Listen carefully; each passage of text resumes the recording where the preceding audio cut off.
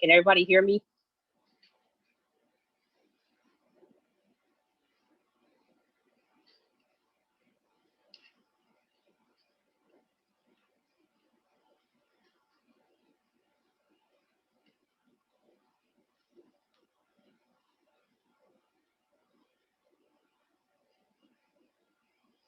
Can everyone hear me okay?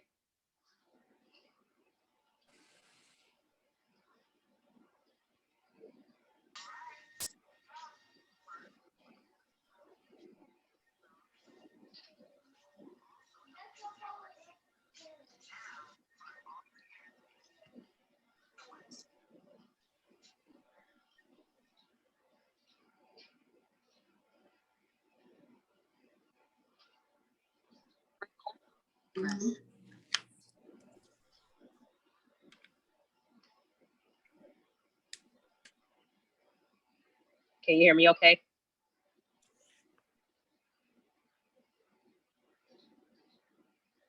Yeah, I can hear you fine.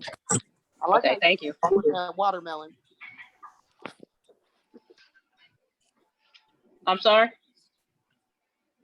I said, I like how you posing with that watermelon. Oh. That is cute. It just came up on my screen. Oh, okay. What screen is it sharing? Hold on. I didn't see it over there.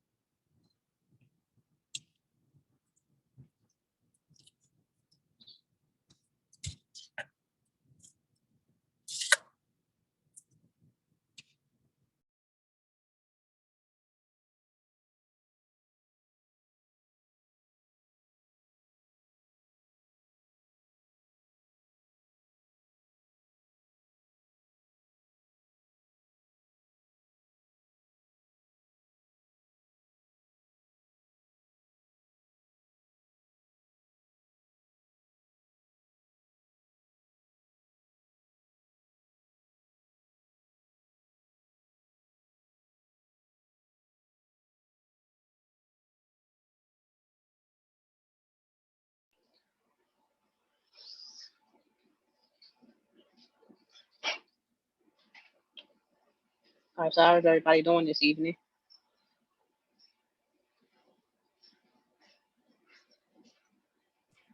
Doing good. Thank you for asking. How are y'all? Doing pretty good.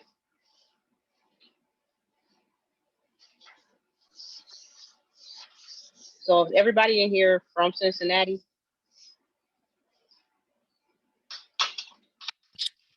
Yes, I am.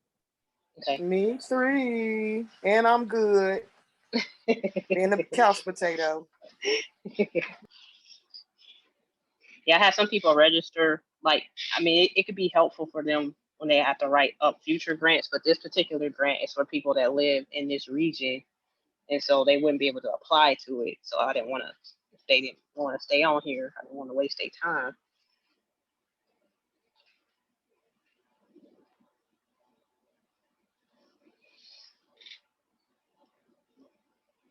All right, so I'll go ahead and get started. If anybody else pops up, I'll let them in. So tonight, this Zoom is sponsored by Agri Academy, and we'll talk about what that is in a second. We're talking about the Black Empowerment Works Grant. We're going to go through the questions and things that are on there to help you guys, have a solid application. I'm not going to say me helping you is going to get you the grant because I don't want to make that claim. But I've, wrote a lot of grant proposals. I've gotten grants. There's some grants I haven't gotten. And so I just thought I'd be help for people this evening that want to apply for this particular grant. Just a little commercial for my YouTube. If you're not following me already, you can support my channel by following me. Also, you can support by going to PayPal, NadiaRuffin@gmail.com, Cash App, Nadia Ruffin, or you can become a patron on Patreon for $5 a month. Urban Farm Sister, patreon.com/Urban Farm Sister. My YouTube channel is Urban Farm Sister. And I usually, I'll have all types of helpful stuff, not just farming. I've gone through another grant that's available for people to apply for if they are in the farming sector. I go over, a whole bunch of different stuff on there. So if you're not following my channel, I appreciate it if you do. A little bit about myself for those who do not know me. My name is Nadia Ruffin. I'm located in Cincinnati, Ohio. I'm an entomologist, a scientist, farmer, researcher, and an educator. I have 2 degrees. I have a Bachelor's of Science in Agriculture from the Ohio State University. There I study animal sciences. And then I have a Master's of Science from the University of Nebraska in entomology. I'm owner of Kiwi Produce, and I'm the founder of AgriCademy Inc. I'm co-owner of AgriCademy Labs. So I'm an urban farmer. I do I grow on an empty lot that I purchased, as well as we have use of 10 acres of land out in Loveland. I also grow in hydroponics. I keep bees because I'm an entomologist and things like that. I also have chickens. I have years of experience in floriculture. My family owns a flower shop here in Cincinnati called Blossoms Florist. Before I got into the whole research and being an entomologist and an independent researcher and things, I used to work in veterinary medical research as well as public health. I used to be a disease investigator for Hamilton County Public Health. Just a few of the accomplishments and awards I've received. This year, we've received 3 grants for AgriCademy as well as Kiwi Produce. Last year, we received some grants, Hamilton County, the United Way grant that I'm going to talk about tonight. I've gotten SARE grants. I've gotten resolutions from the city of Cincinnati for my urban farming and stuff like that. And I've been on the news. I've been in the newspaper. I was a writer for a magazine and things like that. So I've done a lot of different things. A little bit about AgriCademy. It was founded in 2016. It's a research institution. Our research focus areas are agricultural biotechnology, entomology, and technology.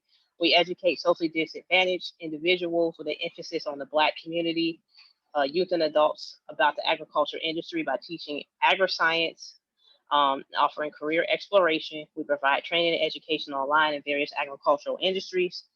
And we also offer small-scale farming and entrepreneurship training. And we provide resources and connections to Black people and other people of color in the agriculture industry. If you want to find out more about AgriCademy, you can go to agricademyinc.org. All right. So let's get started talking about the Black Empowerment Works Grant. This is the 2nd year for the grant. I sent you guys a link where you could actually access the packet. So I hope you guys did that last night and at least open an account so that you can see the account and how it flows on the internet. Basically, you open an account on there and then you have to answer these questions. And so I took the questions from there and we're just going to go through those because that's going to be the bulk of the application, as well as what you're going to have to submit. And that's what a lot of times trips people up on grants because they either answer too much or not enough. And then a lot of times they don't get the grant because of that. So the first questions, beyond like your name and how much you're requesting for funding, it wants to know, how does your organization or group meet the Black Empowerment Works eligibility requirements for Black-led? And you need to check which all that apply. If your leadership of your organization or group is at least 60%, hold on.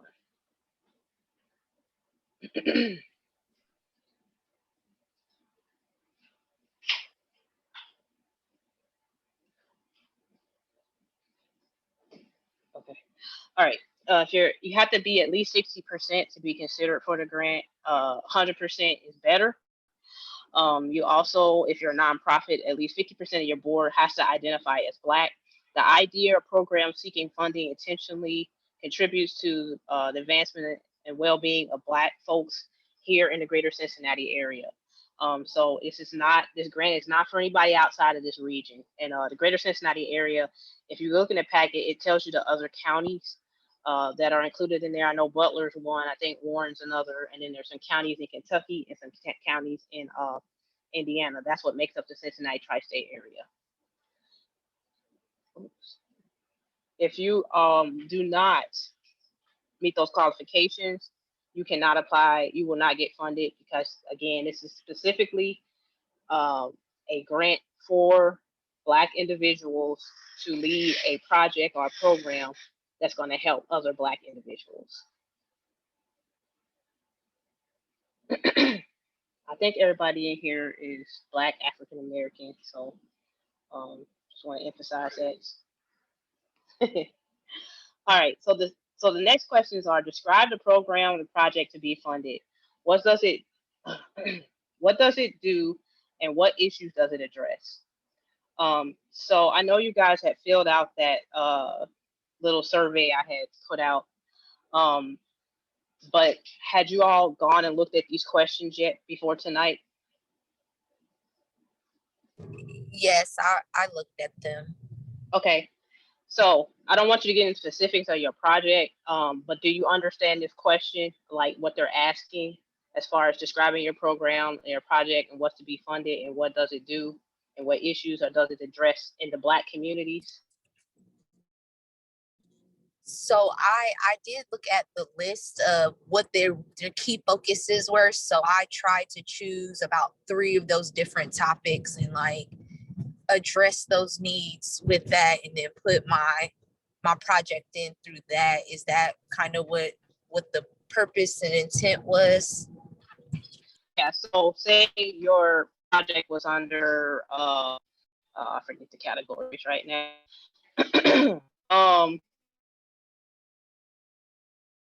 So one was like trauma and resiliency, and then they also had about like pregnancy and maternal health. So I was like, they have a whole bunch of different topics, and then I was just like, okay, I'll pick about not 4. Yeah, I did. I felt like, but they all correlate together, kind of what my project was. So I felt like that was a good idea. Or is that doing too much, or should you just focus in on only one area?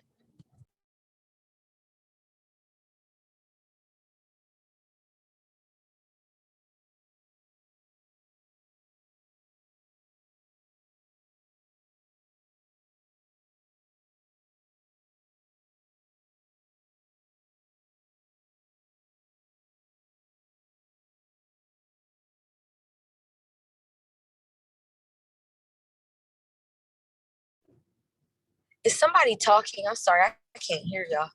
Okay, I don't know what happened. My it like refreshed my page and everything. Can you hear me though?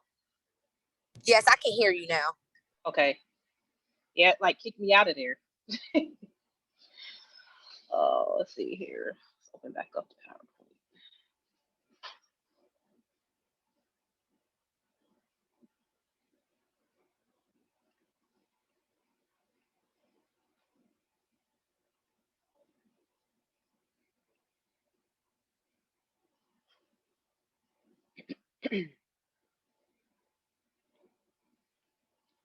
Okay, as I was saying, so basically, if you pick one of those categories, say it was childhood poverty or something like that, and you have a program that's going to address that issue, you have to say, describe how that program project is to be funded.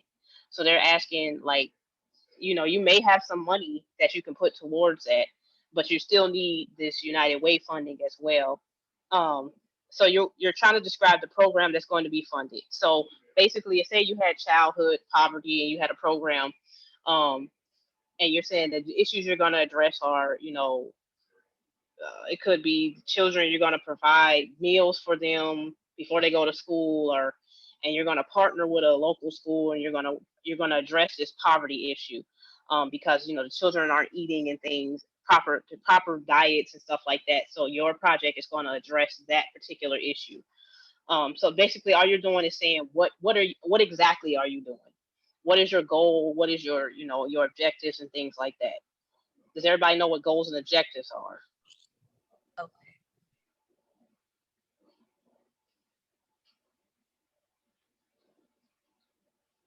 Like, you guys can talk. This is very informal. I want to make sure you go ahead. I was just saying, like, it's not that I get them confused, but they're kind of not interchangeable. But like, goal is the measurement, like the overall, and then the objective is like what you're gonna do in between to get to the goal, or is it the other way around? I always get them confused. So the goal is kind of broad, and then the objective like makes it very specific. So okay, with the goal, you want to have a a time frame, what is it? It's 3 different things. It's like you want to have the goal, whatever it is you're trying to do, a time frame to get it done by, and it has to be something that's measurable. So say your goal was to address child poverty, the lack of them not having meals in the morning before they go to school. So basically, your goal would be, we want to address child poverty. We want to serve so many meals by this particular date to this many children. And so that objective would be, this is how you're going to go about fulfilling that goal. The objective would be, we're going to prepare. Uh-oh, camera cut off. We're going to prepare,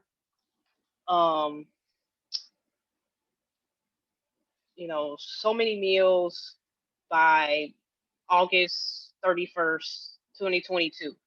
And so you have to have a number. It has to be measurable. And then you have to have, like, you're not going to get 100%. So you have to set a percentage for your amount. So say you want to serve 100 meals, but in reality, you might only serve 70.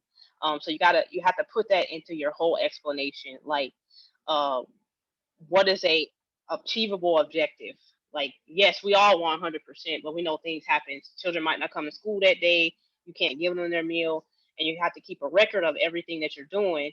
And then if you don't have that goal set, like, we at least want to get 70% of these students, fed, then that's more realistic than saying, oh, we're going to get them all fed. So does everybody understand? They're just asking what your project is, and you don't want to put too much into your answer, and you want to just narrow it down to like maybe 3 things. 1 or 2 is good. 3 is okay. Anything beyond that, you're just doing too much. So you want to just make like, 1 main goal, and then maybe have 2 sub goals that go underneath that main goal. All right, so then it asks, what is the target community of this project? Example, who will benefit, who is helped, any specific neighborhoods or regions. So, since, like I said, this is for the greater Cincinnati area, it may be that you live in, Madisonville, and you're going to target, youth that go to the Madisonville recreation center, or say you live in Walnut Hills and they have some programs over there, and you're going to go to the Gabriel place and hold a program or project there. You got to say, who exactly is it benefiting? Is it benefiting adults? Is it benefiting youth? If it is, if it's youth, what age range? Say you're doing some type of educational piece and you're only going to target 3rd to 5th graders. You have to make sure that you're spelling out everything that you're going to do. You want to be very specific. Like, we're going to offer a math tutoring program after school starting in August to 7th graders at such and such school. So you have to say, who is it going to benefit? Who is it helping? And if there's any specific neighborhood, it might be that you're, targeting single mothers that live in Westwood or something. So since everybody's project is going to be different, I can't say your target community is correct or incorrect. But you need to be specific of who you're targeting, the age range you're targeting, if it is like an age thing, if it's an adult thing, or what group of adults are you targeting? Are you targeting single mothers, single fathers, families? Whatever your project is, you have to specifically spell that out. Do you understand that? Can your program, like you do with, like, let's say you have kids, but like you don't mind if the families come too, like, is there, or is that like too broad? Or So if the program is specifically for children, you can say that we're targeting such and such age range, but we you know we welcome their parents to come, if you want them there. But you have to specifically say, like, if you're targeting preschoolers, this program targets preschoolers. 9 times out of 10, if it's something that's for a preschool, parents are going to show up anyway. So we would be under the assumption, unless it's like during school time, that a parent would show up. But you can say, like, if you want the parents there, you have to say that too, and why they need to be there for the program and things like that. It may be a certain part of your program where you just want the children there, and then later on you want the parents to come and get involved with what the children are doing. Does that make sense? yes, thank you. You're welcome.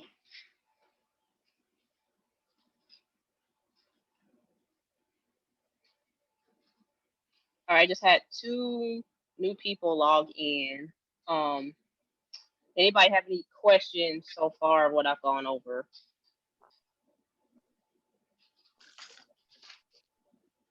Had you guys heard about this grant before I had advertised it on social media? Not at all. Wow.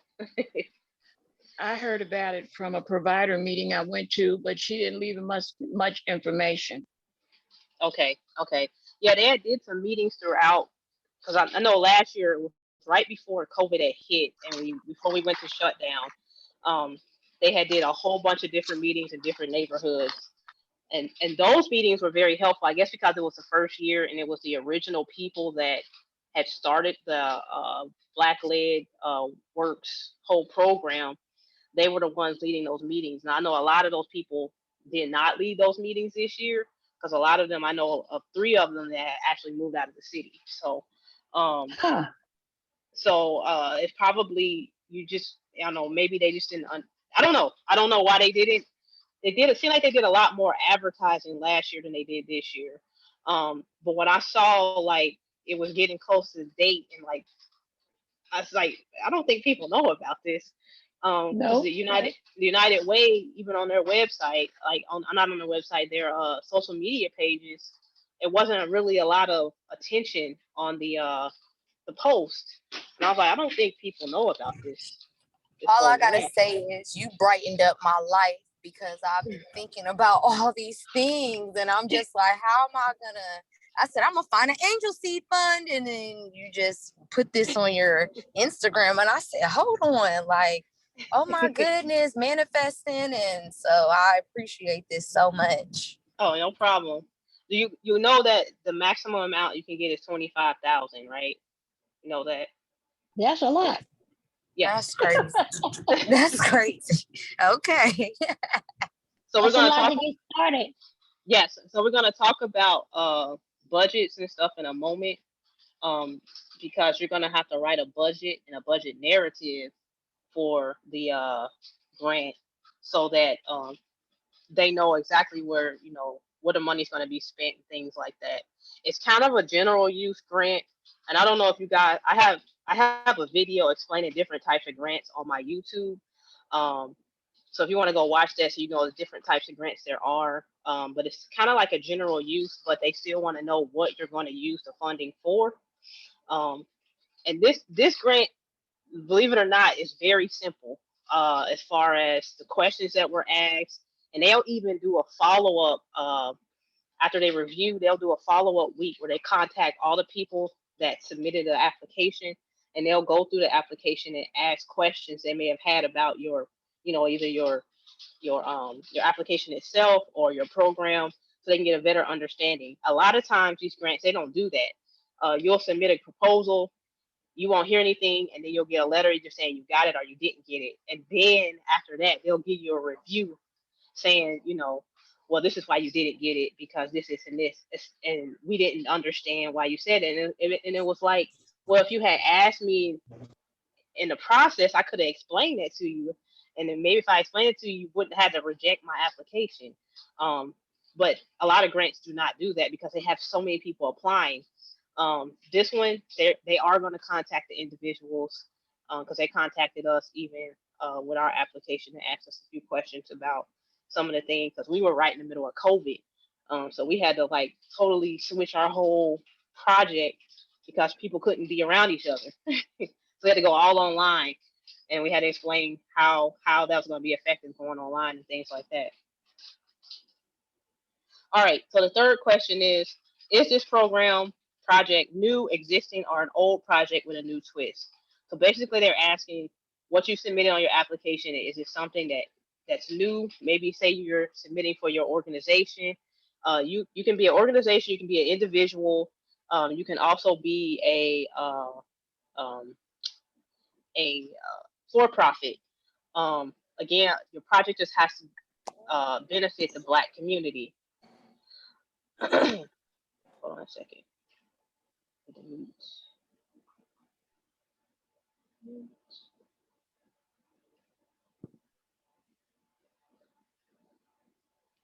Oops. Okay, so is the project new? Is it something new that you just came up with? It hasn't been done. You haven't done any work on it yet, or is it something that's existing? So you have an organization already. You're doing something with youth already, and you just need more funding to extend that that project to another year. You can say that. Or is it an old project? Say you've been working on a project, but if you got funding, you can do something new with that project. You can still be running it, but now you can do something different because this funding will open up more opportunities for you. An example would be our case. Like I told you, we were in the middle of COVID, so we were used to teaching people, about farming and things outdoors, but now we had to switch to online learning. And so we had to switch to Zoom and using social media and all types of things. And so that was our twist, was that, yes, we're still educating people about the farming and agricultural industry, but now we have to go at it a different way. So does that question make sense to people? Do they understand that? Do you understand?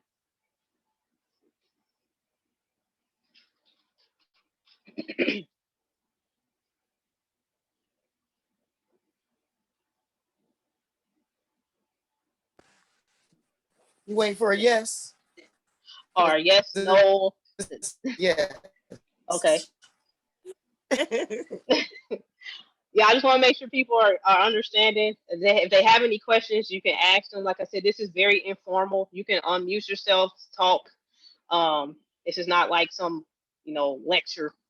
So I want to make sure you guys understand this whole application process here. All right. So the fourth question is, how do or will you measure the success of this project? Our works. What successes have been achieved already, if any? So say you already had this project going. I'll use our project as an example. How we measured success. So we were enrolling people we had different our project had three different goals. And one of the goals was that we had to enroll so many individuals into our online school. So our goal was to enroll 100 people by a certain date, and that most of them be from the greater Cincinnati area, and we had our percentage and things like that. So to measure that success, we had two ways of measuring. First of all, we had people enrolling, so we wanted to enroll 100. We ended up enrolling 150. And then once they were enrolled, we had an 8-week program where they would have to log in um, twice a week, and we present a topic to them. Then they had to take a quiz and do a homework assignment, and they get graded. and then all those grades and things would get recorded. And if that person, scored at least an 80 for the whole course, they received a certificate. So we measure success by people's grades as well as, how many people we actually were able to enroll. So we exceeded our enrollment goal, and then we said we were going to have at least 20 people. Of the 100, we wanted at least 20 of them to actually finish and complete all the assignments and at least get an 80%. And so we were able to obtain the 20 people as well. And so that was our goal as far as, that's how we were able to measure it. So when you're writing up your projects, you have to come up with something that can be measured. So if it's say it's a after school program, you want to enroll so many children, and you want to have a 70% retention, where, say you had 100 students enrolled, 70%. So of that 170 of them would stay enrolled throughout the entire program, and they finish that, whatever, say it was tutoring or something, they finish that whole 8-week program, however long it is. But it has to be measurable, so they'll know that you're getting the numbers that you need to succeed with your project. Does that make sense? Oh, we have a question in the chat. Hold on. Hey, do you know if there are any reliable grant proofreaders that can offer feedback on our responses to grants?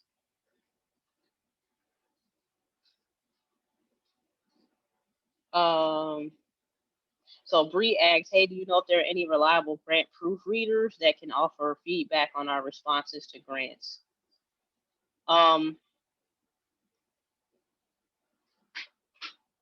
I don't know of any reliable proofreaders. I mean, I don't know. I mean, we could look it over. If you have something rolled up, and I can suggest things. But I don't know of any direct proofreaders. Usually, people that write grant proposals, they have, humongous fees. And so a lot of times people, if their organization and things can't afford them, they don't go that route. Again, even with a grant proposal writer, like on your staff, you're going to have to relay that information to them as far as what is needed in your actual proposal, like the numbers and things like that. They just write it up, and then they might read it back to you when they submit it. Like I said again, if you have something rolled up, I can look it over really quickly. Okay. I have a question with these grant proposal questions. You see how they're in order, just like 1, 2, 3, 4, 5.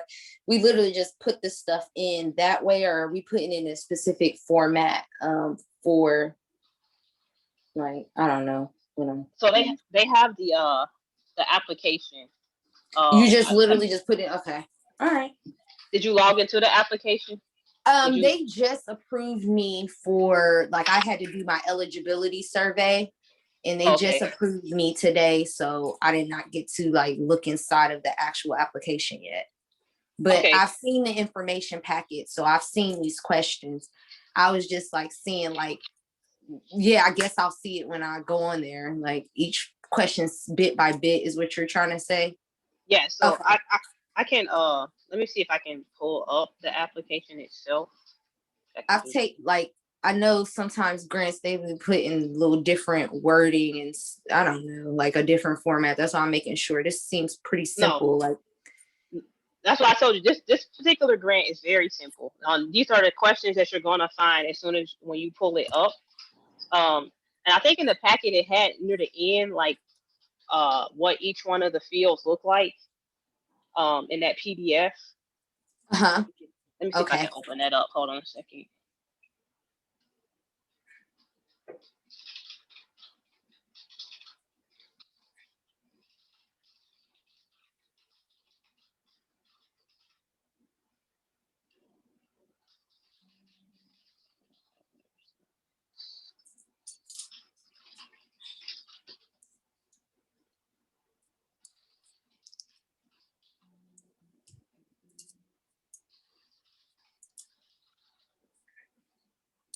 I had the window open. I might have to.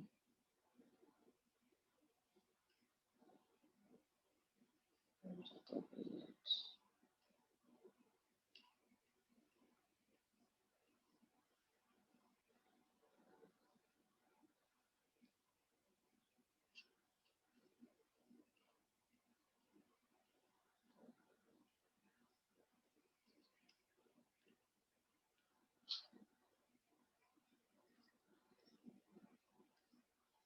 United Way.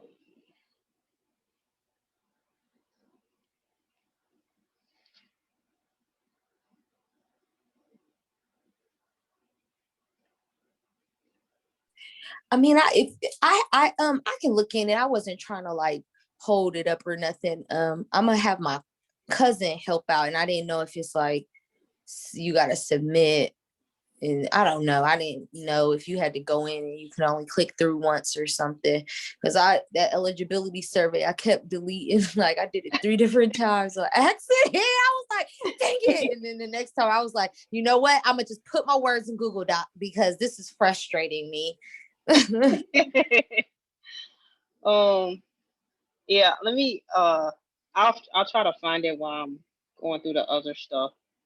Because I had it all pulled up just for this instance.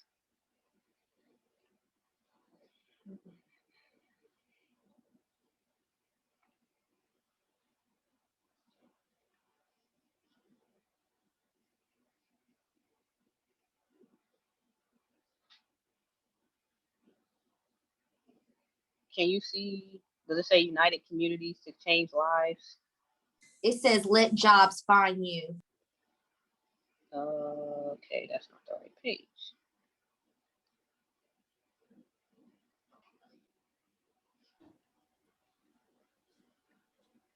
I wanted to add something on the grant proofreader. Okay. So Bree, on the proofreading, I don't know the success on that. I got in thinking, you needed to attach yourself to a grant writer, and most of the times it's your passion project, and you're the best person to communicate it. And so the nuggets, the little easy points that help you are grants like this, where the people will call you back to get understanding. So if there's any questions that they have, you also should be taking notes so that you can make those points clearer. But as you find out, as you progress in writing your own grants, that a lot of the time you'll use the same write-up that you have curated through people's questions, through feedback.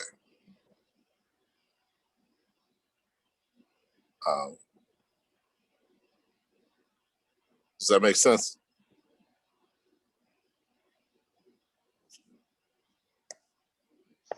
So this is Chandler Glover. He's our program manager for Agri Academy. So he's going to answer some of the questions on here that I don't answer. But this is what the so when you sign in and you make an actual account, after that whole little survey, the questions will look similar to. They're going to look similar to the survey, except for you're going to have to like fill in. So whenever I have like a grant proposal that has the where you have to enter stuff into fields, I always copy the questions onto a Microsoft Word document. Then I answer it under each question. I answer it, and then I can just copy and paste that answer into that little box that they're asking you to answer it in. Now, sometimes these applications have either character limits or word limits, so you have to be mindful of that. They didn't have that last year, but I don't know if they have it this year. I haven't signed in to make a new application. Okay, thank you so much. I appreciate that. You're welcome.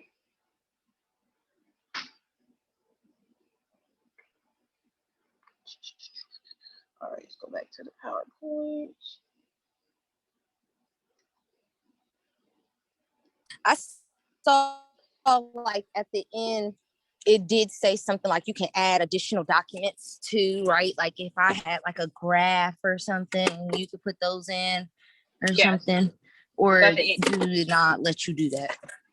So yep, it does say that. Okay, never mind. It does say that. But one of those you have to, and we're going to talk about that when you have to put your budget, your budget and your budget narrative, and then the other option could be some additional information that you can add to your application. You'll have to upload those. They're usually either, I think, in PDF or Word format. Okay. Okay. Let's see, what question are we on? And then number 5, it said, what would this funding allow you to do? So if you were, requesting $10,000, what would that $10,000 allow you to do for your program?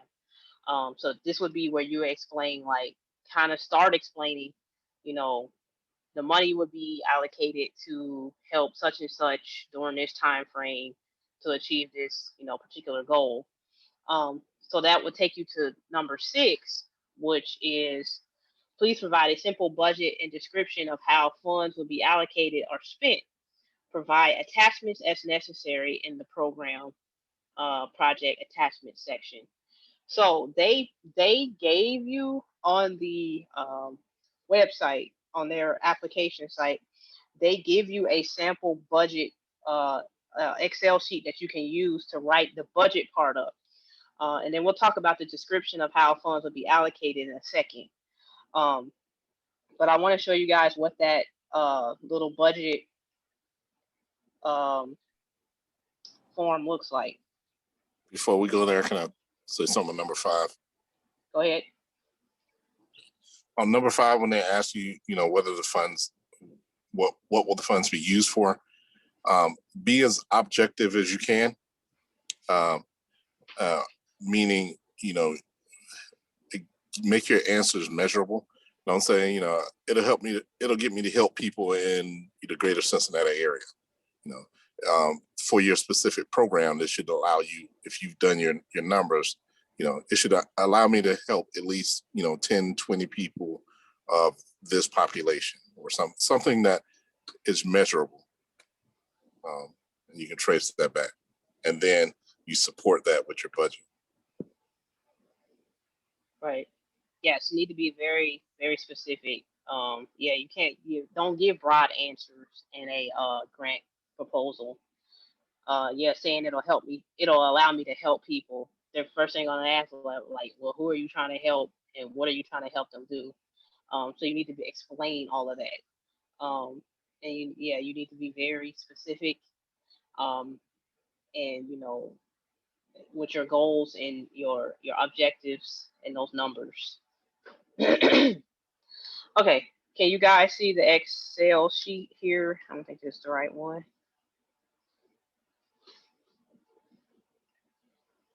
Excel, Microsoft Excel.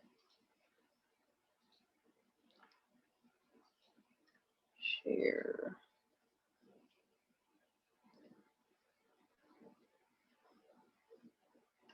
Okay, can you see where it says United Way of Greater Cincinnati Black Empowerment Works budget template? Yes.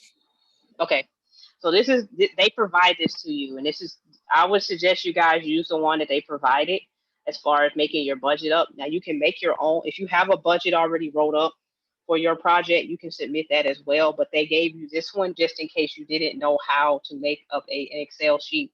So basically, you go in here, you don't have to really fill out the top because you haven't received any, maybe you have received funding from other people for your project. They're just wanting to know, have you had anybody contribute to the project that you're submitting? And then if you haven't, of course, you're just going to leave that 0, but then you would come down here and this will, you're adding all your expenses. So, say you're using some of that money to pay a salary or benefits, you have to put in how much of the money is going to go for that. The great thing is that this will, it'll add it up for you and stuff at the bottom. So you don't have to worry about, putting in the formulas and stuff to get the Excel sheet to do that for you, especially if you don't know how to do that. I would suggest you use their sheet, and just put your information on here. You know, say you're going to use some of the money to pay for your utilities, things like that. Now, one important thing when it comes to writing a budget, you don't want to pad the numbers. You don't want to, say, I think it's going to be like $5,000 just so you can get close to that amount. They're going to know if you're padding a budget because some of the things you may be asking for, they might not amount to that much. And that's where we're going to come in to talk about the budget narrative. So, I'm saying you can get a maximum of $25,000, but say your program doesn't really require that much money. Don't try to push it to require that much money if it doesn't, because it's going to make you look like, you're not going to do what you're supposed to do with the money. You're just trying to get all the money that you can. Maybe your project only, takes up 20,000. Try to be realistic in your amounts. If you're doing like you're trying to buy equipment and things, you're going to have to do a research on, the prices of this stuff. If it's going to have to be shipped and things like that, and you have to put all that into your cost. Does that make sense? It does. Okay. Did you have anything you wanted to add to that, Chandler? No, I didn't. Okay. So yeah, like I told you, it'll add it up on here for you. But we're going to talk about what do you call it? I'm going to talk about budget narratives now. All right, so there's a sample of what that looked like. That's the actual form. I just showed you what it looks like. Again, it's an Excel sheet, so you have to have something on your computer that can open that up, whether it be you use Google Sheets, or if you have Microsoft Office, you can use Excel. And if you have a Mac, I believe the program is called, I can't remember what it's called on there. It's a whole nother program that opens up Excel sheets. But you got to have some program that can open it up so that you can input that information and it'll add it up for you. So the budget narrative, sometimes called the budget justification, basically, for this grant, in that one question, let me go back. In this one question here, it asks, please provide a simple budget and a description of how funds would be allocated or spent. Basically, they're asking for a budget narrative, sometimes called a budget justification. Basically, what that is a companion to the budget. Your budget would be a table, a spreadsheet, or some type of form. In this case, you're going to have a spreadsheet. While the budget table gives you the total cost of each category of the budget narrative gives you the items by item breakdown for each category and shows the calculations used to derive the cost. The budget narrative serves two purposes. It explains how the costs were estimated, and it justifies the need for the cost. From a funder's perspective, the budget narrative explains how you will spend its investment and it shows that you did your research to ensure that the project costs are reasonable and well thought out. So that's why I say you're going to have to do some research when you write this budget up. And I would not wait. So I told you guys this grant is due on July 8th. So if you haven't started writing any of this up yet, I would start now, because to write the budget narrative, which I'm going to show you what those are in a second, you want to make sure that you have enough time to do the research to get the pricing of these items and things like that. And you don't want to be trying to rush. I think it's due at 11:59 on the 8th, but you don't want to be trying to rush at 11:45 trying to write a budget narrative, because you're just not going to be able to do it, especially if you've never written one up before. It's going to, cause a lot of issues. And, wait until the last minute to submit things right before the deadline. It's always some type of technical computer issue, and you don't want to have to deal with that.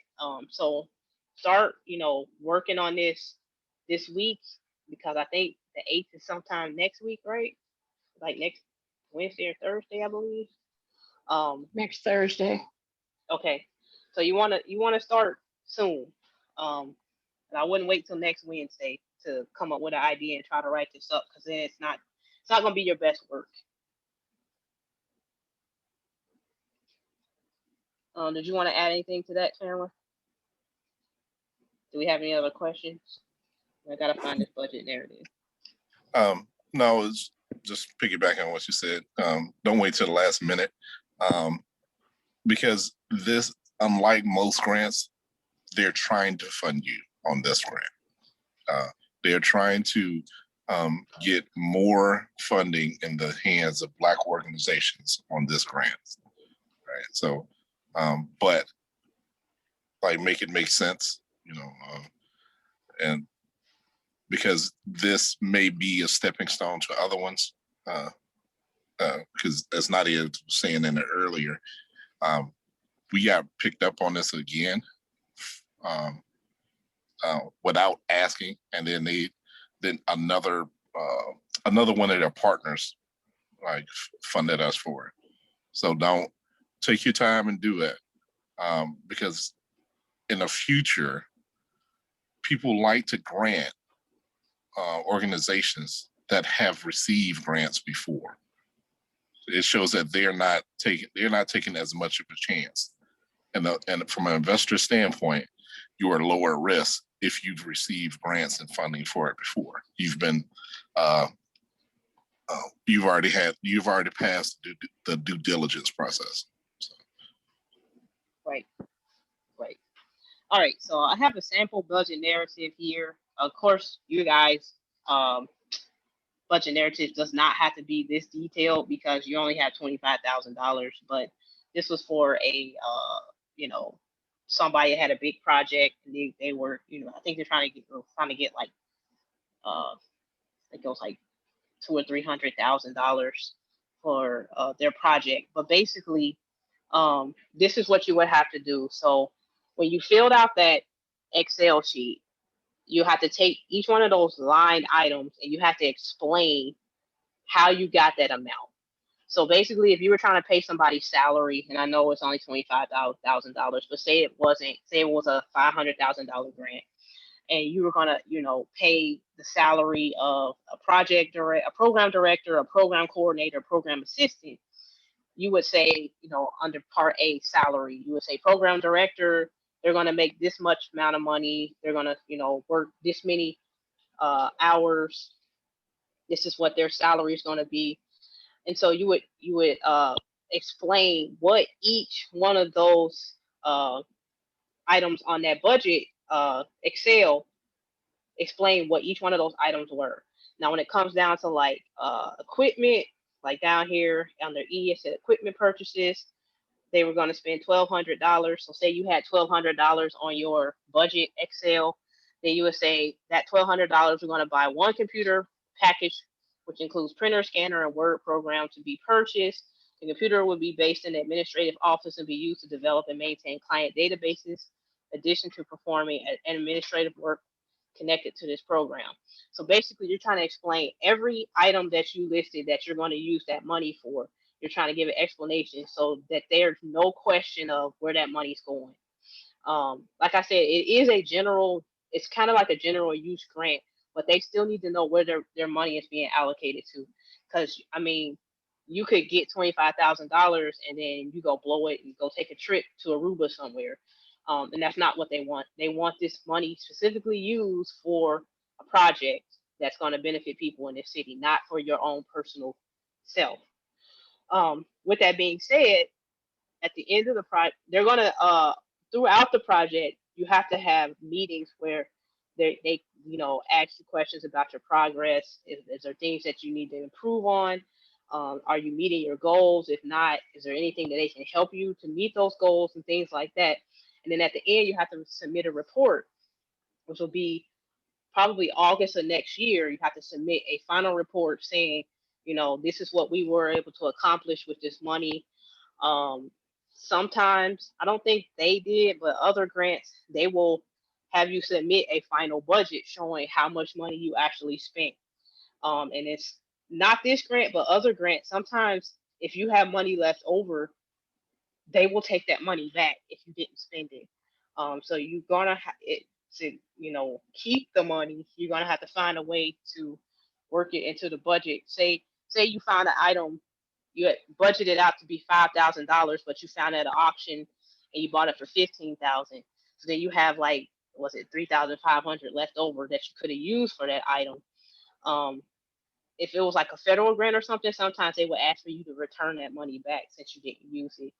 So just be mindful of that for future grants. This one is not the case, but for future grants, sometimes they will ask for the money back that you did not spend.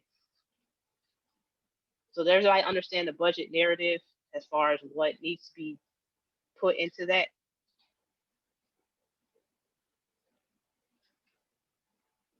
Is anybody confused about that?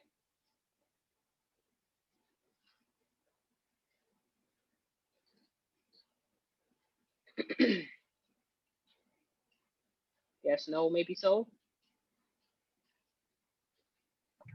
No, no questions. Okay.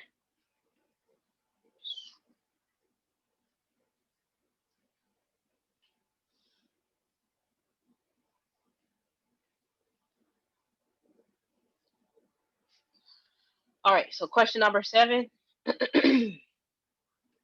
Other than the funding you are requesting, what resources do you have to carry out this project or program?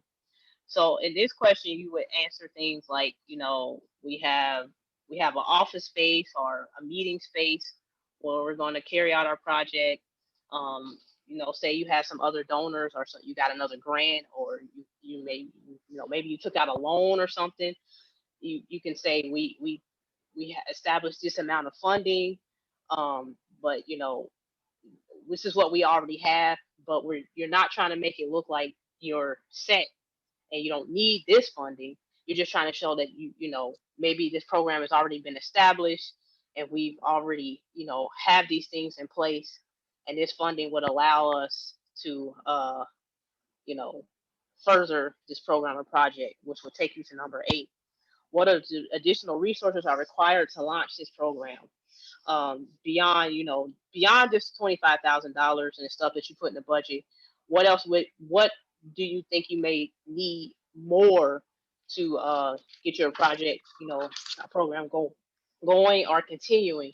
It could be that you need more funding, or you need volunteers, or you need outreach, or you need facilities. It could be a number of different things. The United Way, if you do become a grantee, they have a whole program where they have volunteers. They can get volunteers for you for your program project. They can actually do some outreach things for you, or they can send out information about maybe you have an event or something coming up. They may be able to connect you with somebody that'll allow you to use their facility to do a certain part of your project and things like that. So in that question, you're going to say, what do you need additionally for your project? It may be you don't need a lot of stuff. It might be, I just need outreach, or I just need volunteering. But this is where you would say that. That will help, launch, or, with the progression of your project. Is that understandable? Yeah, I think so.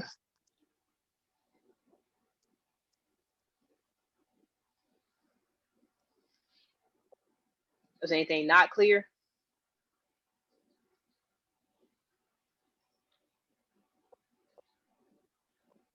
I think I get it. Okay. Did you want to add anything to that, Chandler? No, I think you said everything on that one. Just, I think I had a comment on the budget narrative.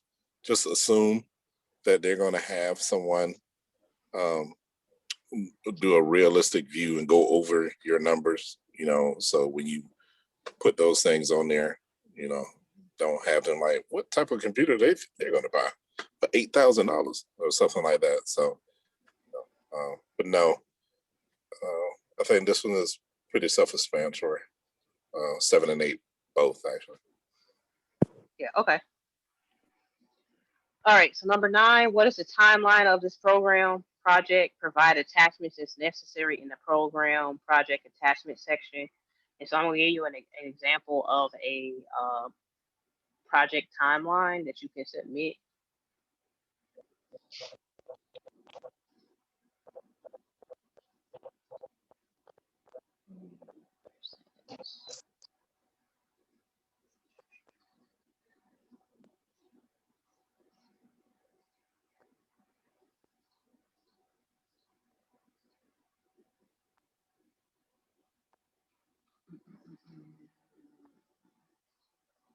Hold on a second, I gotta find it.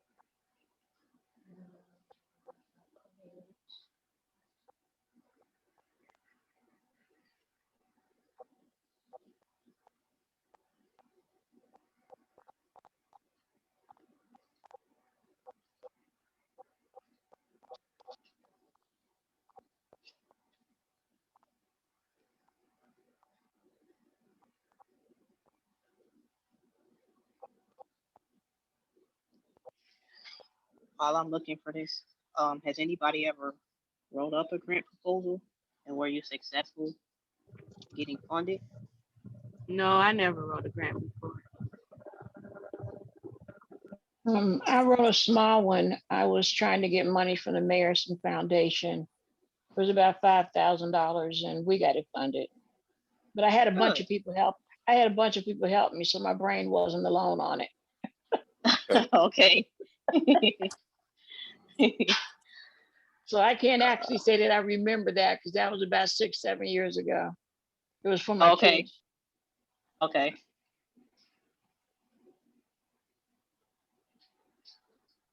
Sorry, I had this page open and I don't see it now. I had to make like a fake grant for one of my classes before in this grant writing class, but like this would be my first real official one. Good. We're trying to get y'all funded too.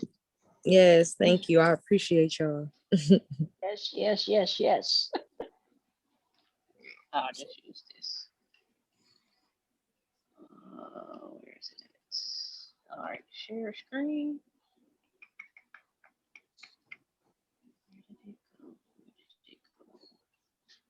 I got too many windows open. Okay, here we go. Okay, does everybody see where it says 2-year plan? Mm-hmm. Yeah. Okay, so this was a timeline I had wrote up. Basically, what you want to do is make like a table on a Word document, and you want to put it off in categories. You don't have to do this who participated. This was one of the requirements for this particular grant, so kind of ignore this right-hand column. But basically, you wanted to do like the dates, like say project was going to start January 2018. You know, I was cultivating flowers for a florist here in Cincinnati, and then, you know, in January I had to, you know, secure the grow space and things like that. And so basically what you want to do is do a month by month or like a range. Say you can put January to March up here. Like I had like March to December, and I said I was cultivating these hydrangea plants and hydroponics and stuff like that. But for your project, all you're trying to do is give a timeline. So you're trying to, you know, give the time frame of when things are going to happen. Say you're going to have an event in a certain month. You want to say, like, say you're doing something for children. August, you're going to have a, you know, a home open house event or some type of thing that's going to attract the children to your program, the parents, so they can sign them up, things like that. But basically, you need to give a timeline. This grant is only to be used within a year, so you have to do it for 12 months. Your project definitely can be longer than that, but you want to show during that 12 months, and they're going to give you that funding for at least 12 months. This is what you're going to be doing. They would hope that your project can extend beyond the 12 months and be able to survive without their funding. Or in our case, we got funded again. But you need to show like on a timeline of how the funding was going to be used, and how these events are going to take place, or this program is going to take place during that time frame. So it's really easy. Like I said, you just make a little table in a Word document, and then you will fill in that information, and then you just save it as a PDF, and you just upload it in that section where they said that where they wanted the information for any additional attachments. You upload it there. I think. Do we have a question? Oh no.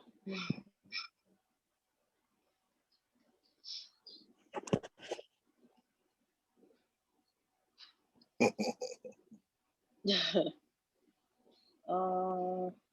don't have it in my PowerPoint. Here we go.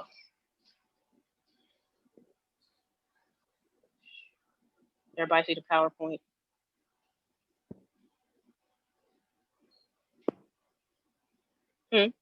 No. Do you see the PowerPoint? Okay. No, we still see the table for the the timeline. Okay, hold on. And folks, the timeline is mainly because they don't really check on you that much, maybe quarterly. They may call in. It's just to be able to kind of spot check you. So, or to start off the conversation, because at that point in time, you should be at this, ask you how things are trekking or whatever. Right. So yeah, here's just another sample timeline. Again, you just want to make sure you have the dates and then what the project activity is going to take place during that month, or that range of months, or if it's a year, depending on how long the grant proposal or that grant funding is going to be used for. You need to make a timeline for that. All right, so number 10, it'll ask for links to any additional websites or social media if applicable. So this would just be you filling in your website, say to your organization, or you have social media pages. If you're an individual, maybe you have a website or something for your idea or project. And then you want to write. Then number 11 asks, who are your program leaders? Please include names and contact information, numbers, or email addresses. I'm not sure if they have a number or character or a word count here, but in this area, you can give a brief background of the individuals that will be heading up this project. So say one of the persons is the project director. You can just briefly explain who they are, why they're the project director, based off they have these credentials and things like that. Then number 12 said, what motivates you and your team, if applicable? That's if you have a team of people. It could just be you presenting this idea to do this work. It says, how and why did you get started? So why did you create your program? What motivated you to create this program? Was there some issue that in your neighborhood or your community that you were trying to address? How and why did you get started? So how did you get started? Like when it comes to me, what motivated me to start doing this whole agriculture thing is working in the field of agriculture and not seeing people that look like me.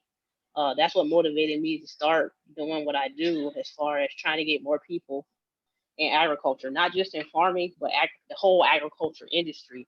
Like I used to work in research and veterinary medicine. All of that falls under agriculture, but there was nobody there that looked like me. So I decided to create a program that I could show people, the things that are available, so that they could possibly enter into this this industry. So what motivated you to get started? And you have to answer that. That's personal to you, or to your team, or to your organization. Why did they get started, and how did they get started? Number 13, are there community partners involved in this project? If so, please list them. So community partners would be, say you're, partnering with a local church, or another organization, or say a business. You're partnering with them. You're going to do some on-job training. They're going to allow you to use their facilities and stuff. You need to list those individuals on there, so they'll know that you're working with community partners, especially if it's the community that you're targeting. Say you're trying to do a project in Walnut Hills, and you find maybe a Black-owned business or some business that will allow, whoever you're targeting, children, youth, or adults, to come in and do some project or some type of event there. You'll need to list those individuals. Did you want to add anything to any of those, Chandler? Nope, we're all good. All right. And then number 14, which is the last question, has this work or your organization received grants before? And then you can just say yes or no. I know last year they used to have a follow-up. They had a follow-up question, like when you, what are some issues that you encountered when applying for a grant? They didn't ask that question this year. But I explained, because I had applied for a lot of different grants and proposals, and I explained in there a lot of different things. Like I've had people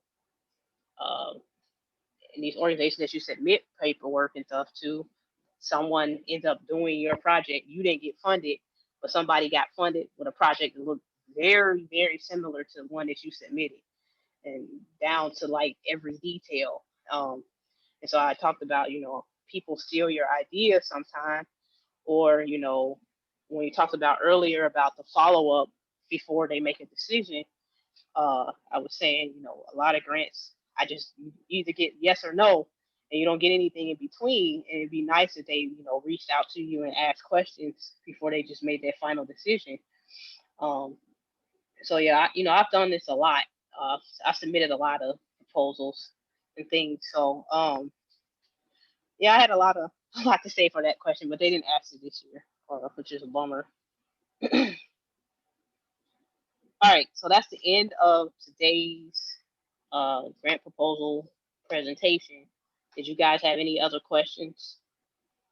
Well, I did on that last question, Nadia.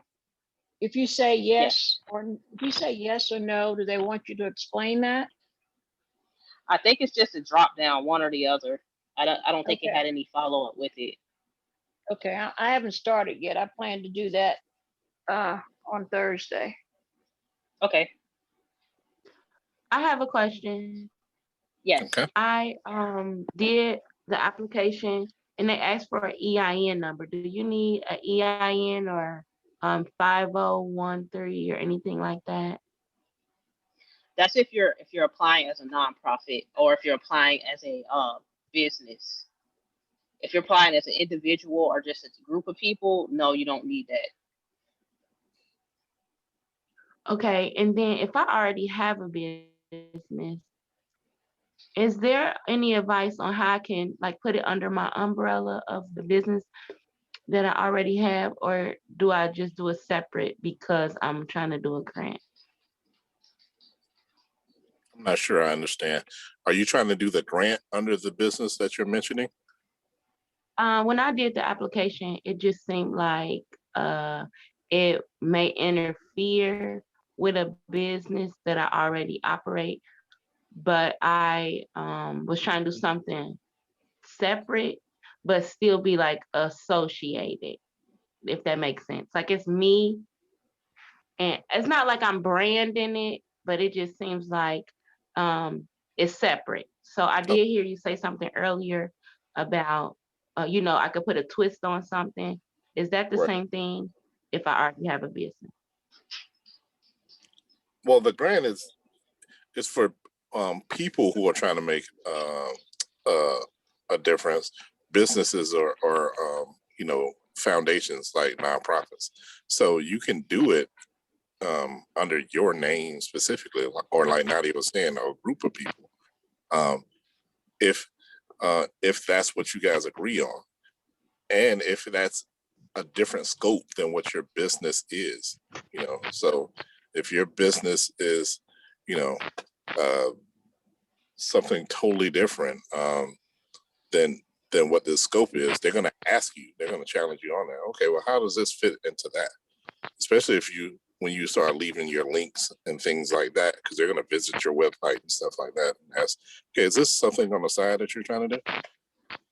So yeah, I mean, if you, as long as you can gauge your own capacity to perform the work, once you get that money, I don't think you have to put that under a business name because you own it.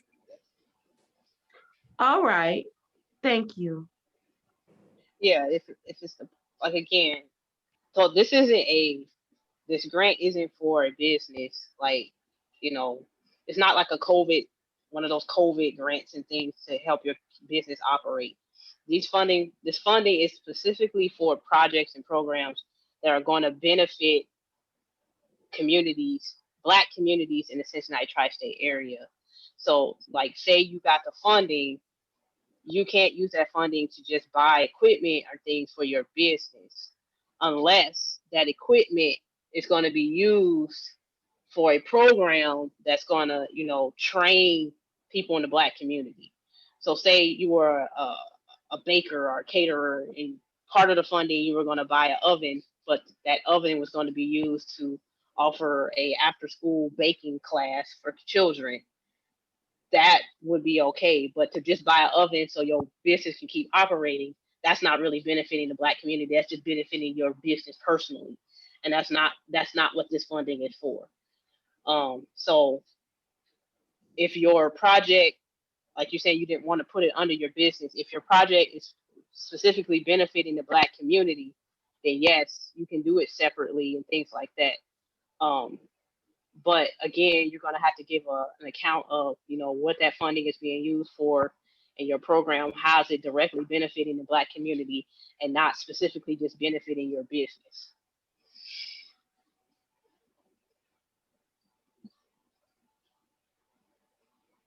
Thank you so much. That really did clarify it. Okay, you're welcome. Any more questions? So, yeah, go ahead. Earlier when we were talking about that, we can look over a grant, I want to be clear, we are not writing it for you or helping you write it. We can proofread and give you a thumbs up, a thumbs down, right? And we're willing, because we have other stuff that we're trying to do. And also we know we're trusted individuals. We don't want your stuff circulating because, like Nadia was saying earlier, people will steal your ideas and steal, especially when there's money on the table. People sure do stuff like that. I've seen it happen. Yeah. So, and so, one of the things that happens in the Black community is, because we are the most vulnerable people, people don't know that, well, probably Miss Tony knows, because, but like, one of the main things what psychologists find out is a lot of the times when people get taken advantage of or tricked is because they're vulnerable. It has nothing to do with your mental ability or aptitude or anything like that. Yeah. And we are the most vulnerable population, so people tend to try to prey on us, especially for our mental what do you call it? The fruits of our little mental labor. What's the term for it? It's a more appropriate term for it, but intellectual property. Sorry. Yes. For our intellectual property, because we are that group of people where most of your talent and stuff like that comes from. We seem to be an endless pool for that. So, Yes. but we want to try to close that door. But we also know what it is like to deal with our people. We ain't trying to do it for you. What we're trying to do is we're trying to pull the ladder down and say that, hey, we got funded. We asked a billion questions naturally as researchers. All right, we didn't have to go through it again because you automatically picked us up. But we didn't feel like you guys, promulgated this enough. So we're going to do our own thing, and we're going to tell everybody what gives them the best opportunity to get funded. Yeah. I was seeing like with the grants and stuff, is it good to like put in kind of like some, like they'll say statistics or stuff like that? Is that important on this one? There's this amount of single homes and this is the amount of effects. Like, should it be something like that? Like, or is that getting like that's going overboard? I don't know. I'm just trying to think what they was telling us in the class. No, that's a good question. Okay. If it supports like whatever your objectives are, Okay. because like just don't go drawing in over the numbers and then say you're gonna hand out hugs. Say that you hey what due to these statistics here, and then in my specific area, with this money, I should be able to reach this amount of people with this money. Okay. Yeah. Mm-hmm. That ties into that, but just to have just be if you're not going to tie it if you're not going to tie it to an objective solution, leave that stuff out. Okay. Yes, sir. Okay. Thank you. Yeah. I know. So, like I said, I've been doing this for a while, and I made those mistakes. Sometimes I'll not put enough information. After I've had a couple of my projects stolen, I would start putting in not enough information, and then I used to put in too much information. You don't want to put in too much. So, you want to give them an idea of what you're going to do, but you don't want to lay it all out for them. And I'm not saying that they're not trustworthy people, but it may be somebody. No, I feel it. I hear you. I've seen it happen, and I appreciate you reminding all of us, because I've seen it and make you sad. My stuff has been stolen before. And I didn't give up. But the thing is, I didn't give them any of the information. Like you said, I gave them the bear. And then when they got that bear, they thought they ran with it. And it was a quote unquote success, but they didn't get everything. And we can still do that stuff because I ain't tell them everything. Yep. Exactly. Yeah. And then, yep. So you want to answer their questions specifically how they asked them. You don't want to give them too much. And you don't want to give them not enough. So if they ask, and that's why some of these grants, I don't like how they'll do like a general question, or they'll word it funny. And a lot of times you can call these people up directly and ask them to clarify what they're really wanting. You can send them emails. Especially with this United Way one, the lady that's over, her name is Jenna Bradley, and her information is on that packet. If you have any questions about the questions, or you have any questions about the online application part, she is there to help you. She I think she works from 8 to 5, and she's there all day. She answers emails, she answers phone calls, and if she can't answer them, her partner, I think his name is Jeremiah, I forget his last name. He'll be there to help you as well. They'll be the individuals that will, if you get selected, they'll do your quarterly reviews with you and stuff. But they find reviewers out in the general public to come in and to review all these applications. And so, while the United Way employees may not try to steal something, these reviewers are just like you and I. They just got selected out of the general public, and so they may review your project and they'll give it a bad mark, and then next year they'll submit your same project because they knew it was a good idea. You know what I'm saying? So just gotta be mindful of that. So you don't want to give too much, but you want to give enough to where you can get that funding, or you kind of intrigue them to where they want to call you and find out more. And even when you do that follow-up call, don't give too much information in there either. Just simply, if they need a clarification or something, clarify it, but don't give too much, like your materials and methods and everything, because some people, they talk too much, And that's not a fault of them, it's just who they are. But then they say so much that, somebody else will take it and run with it. And then you won't get anything, and then they'll be benefiting off of you. And then, so just be mindful that when you're writing it up, don't put too much. And even when they do your call, just answer the questions to a guarded level. Right. And then use as much of their language as is outlined on the page as possible. Right. You have to realize we're all coming from different industries. They may not go search for a reviewer that is that is an expert in your industry that you're presenting a solution for, right? So some of that language may get lost in translation. So use the terms that they are using when they ask the question. Use that in their answers. Just use it objectively. Use as much of the stuff that they give you as possible, because they're giving you what they understand. Like, when Nadia was showing you the budget and even if you have one already, just populate that information into the one that they have, because they designed that so that for their ease of reading. Yes.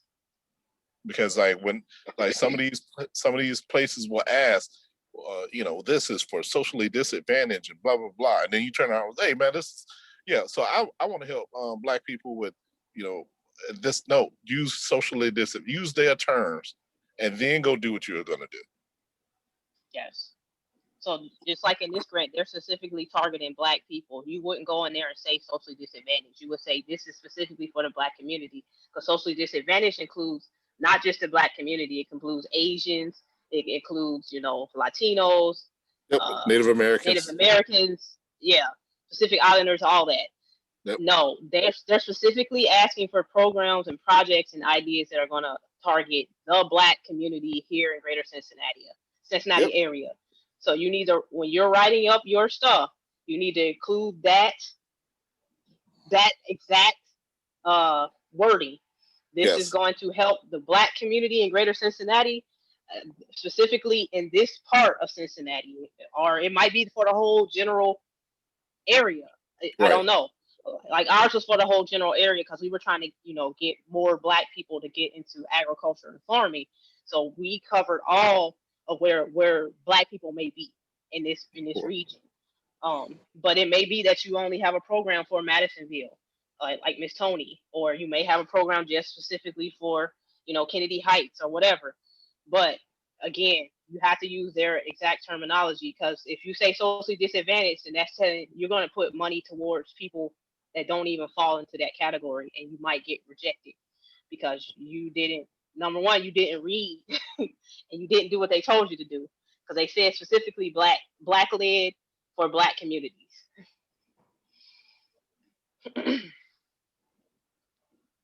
All right, Bree said that makes sense. Yes. Yes. So, like he said, be mindful of the wording that they use, the terminology that they use. Even though they didn't say budget narrative, use the wording exactly what they said.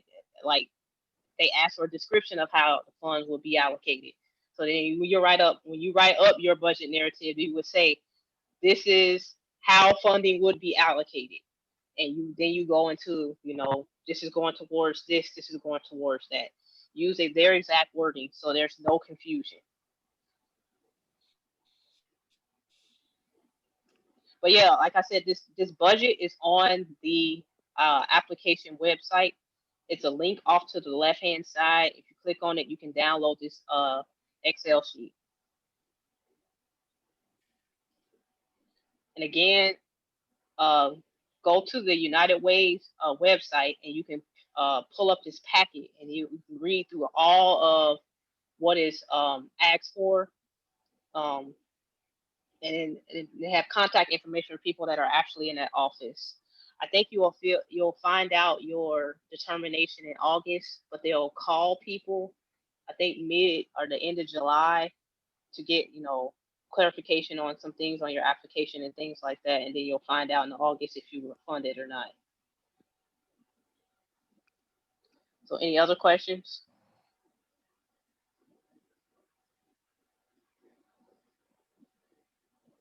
Thank Not you. This now, was but so helpful.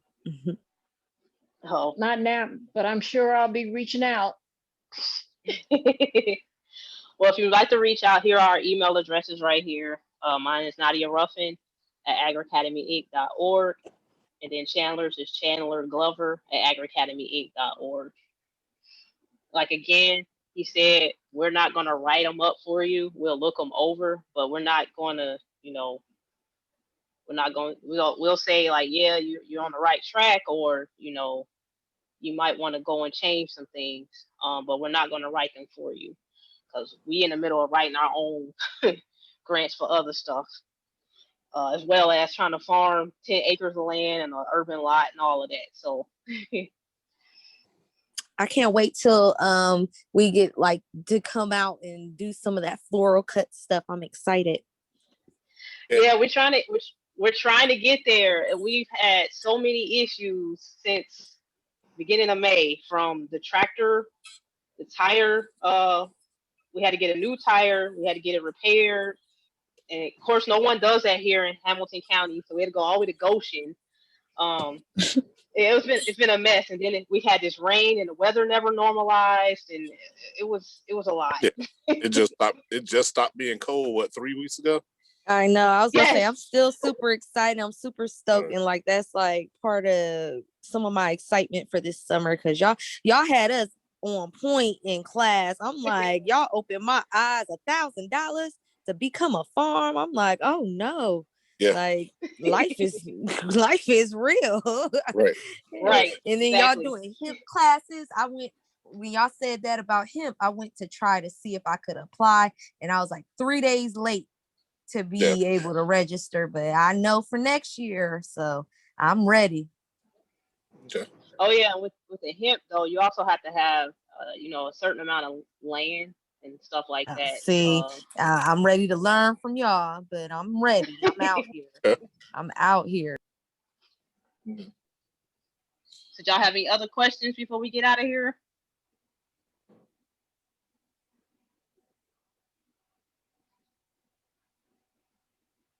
Yes, no, maybe so.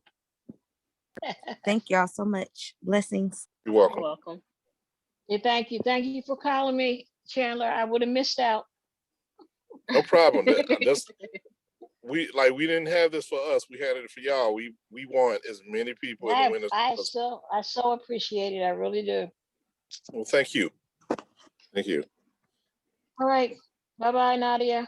Y'all have a good evening. Bye-bye. You Bye. too. Bye. Bye-bye.